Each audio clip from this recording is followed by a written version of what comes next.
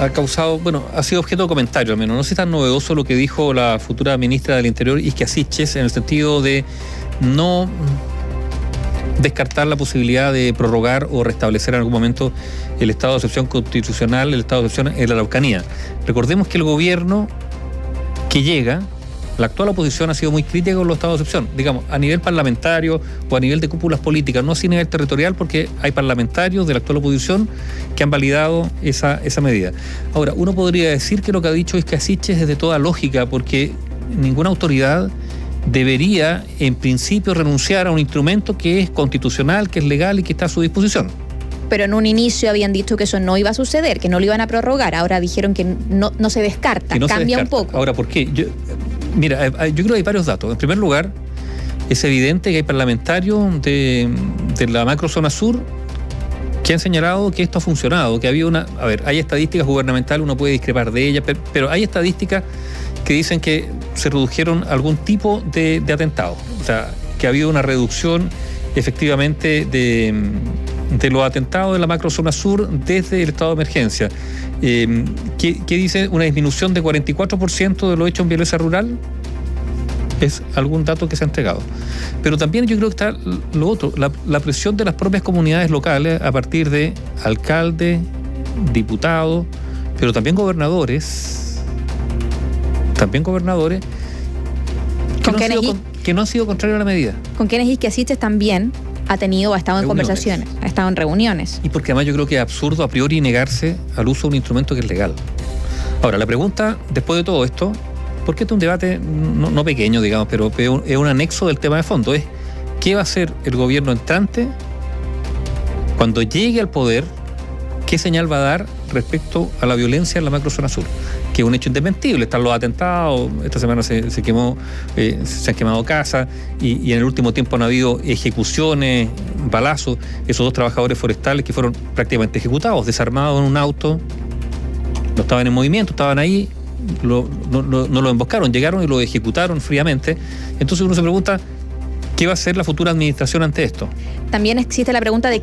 Porque si ellos han sido críticos respecto a cómo ha actuado la actual administración o el actual gobierno frente a estos hechos, ellos tendrán que proponer algo. Y que Siches ha hablado de establecer mesas de diálogo, de solucionar esto a través del diálogo.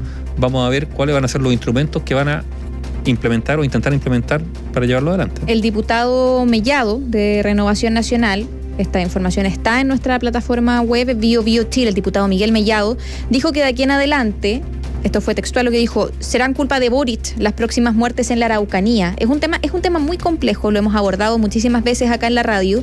Y también otro punto importante a destacar es si es que el tratamiento que va a tener el gobierno electo va a ser igual en la macrozona norte y en la macrozona sur.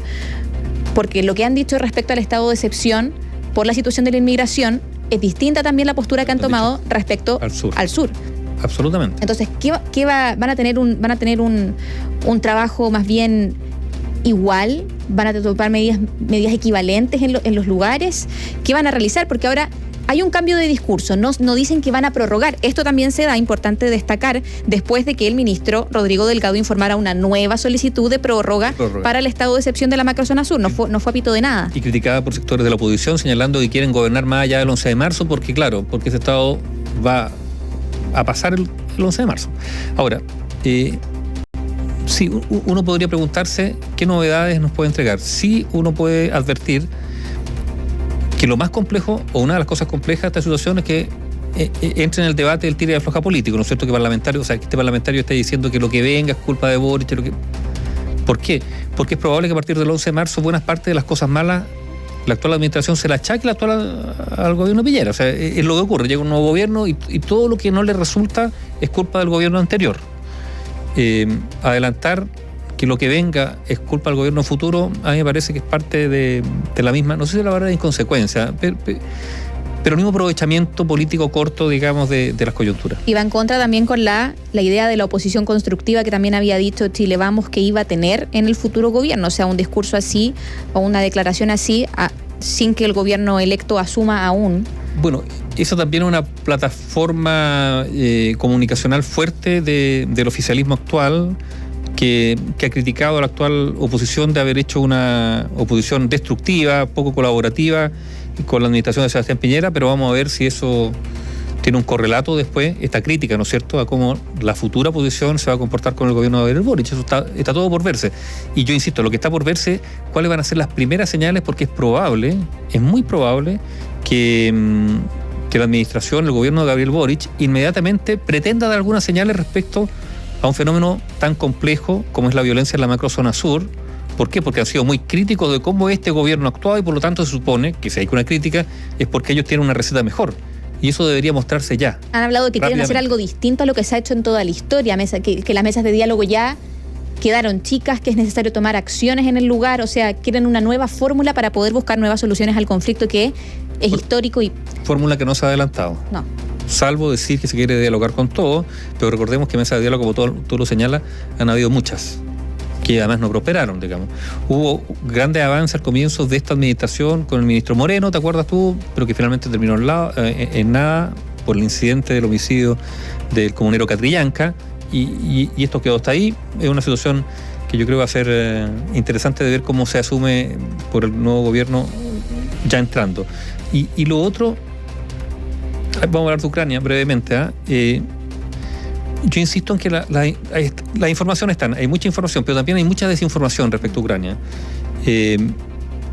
Sí está claro que hubo un incendio en una planta nuclear esta mañana. Fíjate que ante el Consejo de Seguridad de Naciones Unidas, Rusia dice que ellos no participaron, que no es culpa de ellos, sino que esto es un autosabotaje de los ucranianos. O sea, a este nivel estamos llegando. ¿Qué dice Ucrania? Todo lo contrario. Bueno, lo dice también el Organismo Internacional de Energía Atómica de Naciones Unidas, que esto fue fruto de un ataque o de un cohete ruso. Ahora, por eso, cuando ocurren estos fenómenos, la guerra se da en muchos planos.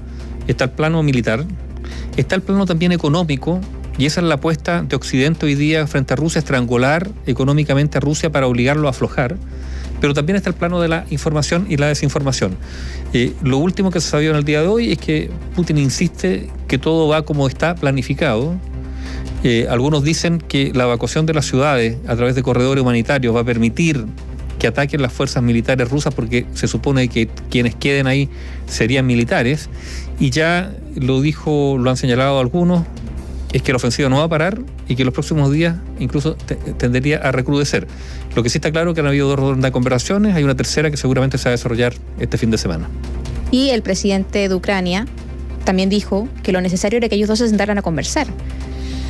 Zelensky y Putin tienen que conversar, eso fue lo que dijo, que yo creo que es lo que la gente está esperando, pero ¿qué puede esperarse de esa conversación? Es imposible, porque no es imposible que se sientan a conversar, pero la posición es muy dura por parte de Rusia, que ha señalado que ellos no van a ceder en ninguna de las exigencias que han planteado. Desmilitarización de Ucrania, desnazificación, que es un concepto bien complejo, porque también se acusa de actitudes...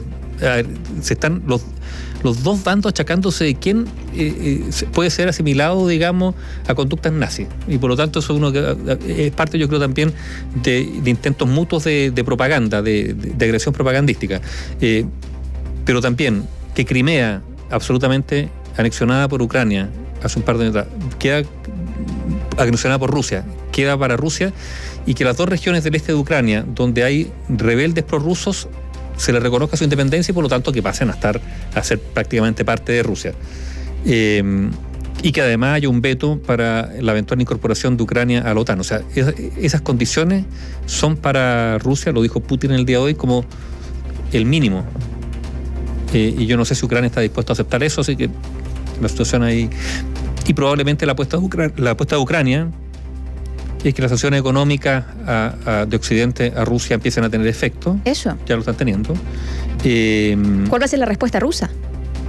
Pero ya la OTAN hoy día dijo que no se van a involucrar ni militarmente, ni tampoco van a participar de un eventual bloqueo aéreo, porque eso significaría tener aviones de la OTAN en Ucrania, y eso ya es un paso hacia la guerra entre Rusia y la OTAN. Los ministros exteriores de la OTAN mostraron su acuerdo hoy, porque ningún avión aliado sobrevuele el espacio aéreo de Ucrania, ni que entren allí sus tropas tras la petición de Kiev de que se contribuya a imponer una zona de exclusión aérea sobre el país. Pero ya son 1,2 millones de personas que han huido de la invasión rusa en Ucrania. Es muchísima gente. y hay ciudades donde ya el cerco con corte de agua, energía eléctrica, está provocando desabastecimiento, ya no hay alimento en algunos puntos, y la situación, o sea, se deteriora para la población civil que está ahí entre fuegos. Y a pesar, uno ha visto las imágenes de destrucción, ¿no es cierto?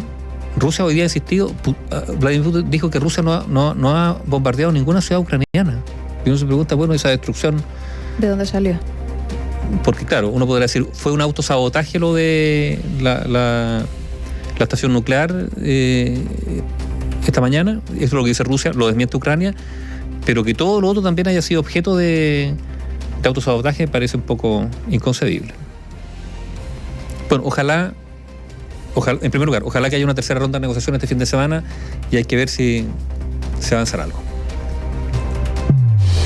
Análisis sin compromisos. Opinión independiente.